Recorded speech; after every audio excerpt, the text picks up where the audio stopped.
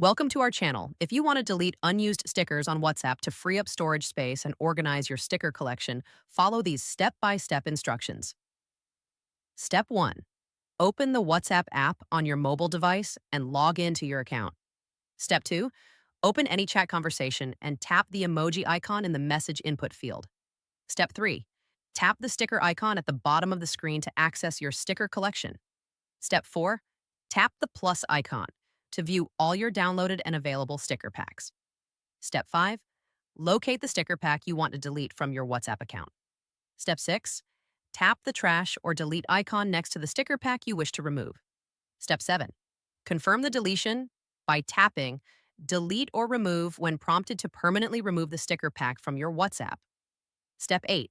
Repeat these steps for any additional sticker packs you want to delete from your account. Step 9.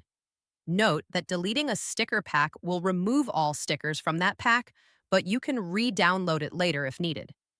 Step 10. Regularly review your sticker collection to delete unused packs and free up storage space on your device. Don't forget to like this video and subscribe to our channel.